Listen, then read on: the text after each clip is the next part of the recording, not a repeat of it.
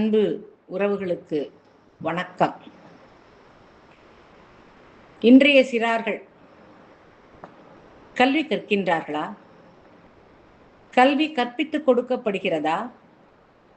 அவர்கள் விரும்பியபடி அவர்கள் கற்கின்றார்களா? கற்பித்துக் கொடுக்கப்படுகிறதா? எல்லாமே கேள்விக்குறியாகிவிட்டது. ஆம்,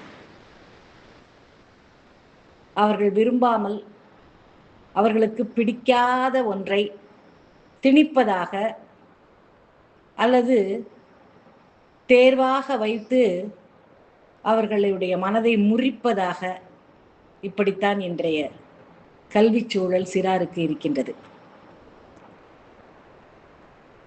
ஆனால் கண்ணதாசன் எப்படி சொல்லிக் கொடுக்கின்றார் பாருங்கள். இதோ ஒரு பாட்டு. குலவிளக்கு என்ற திரைப்படம் 1969 வந்தது.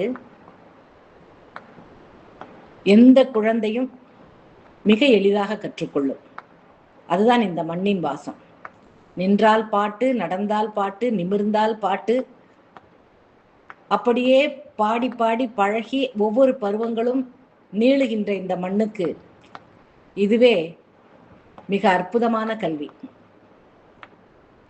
பூ பூவா பூத்திருக்கு பூமியிலே 1000 பூ, பூவிலே சிறந்த பூ என்ன பூ? ரோஜா பூ. தாமரை பூ இல்லம்மா. பூ பூவா பூத்திருக்கு பூமியிலே 1000 பூ, பூவிலே சிறந்த பூ என்ன பூ? அன்பு.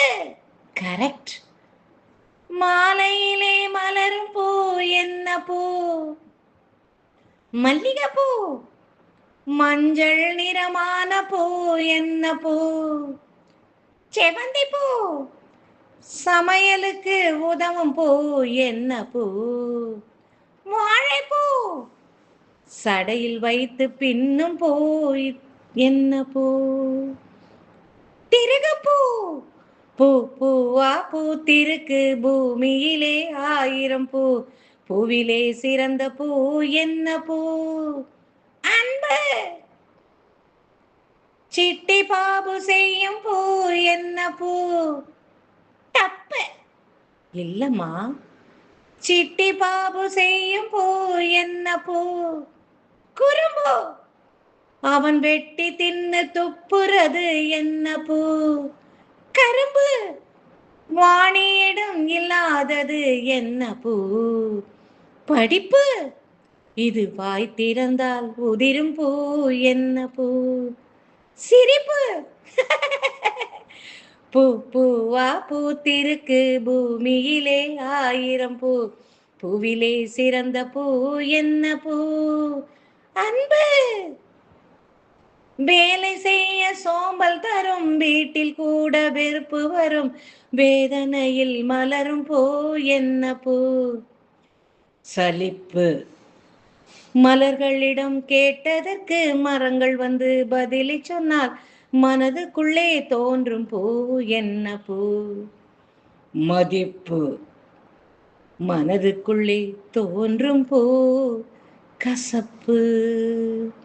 பூ பூவா பூத்திருக்கு பூமியிலே 1000 பூ, பூவிலே சிறந்த பூ என்ன பூ? இதாங்க குழந்தைகளுக்கு சொல்லித் தருகின்ற முறை. அந்த அன்பின் ஊடாட்டத்தில் எந்த ஆண்மகனும் நுழைந்தால் அந்த பெண்ணின் மனதில் மதிப்பு வராது, சலிப்புதான் வரும். குழந்தையும் தெய்வமும் ஒன்றல்லவா? அதை உணர்ந்தவள் பெண்.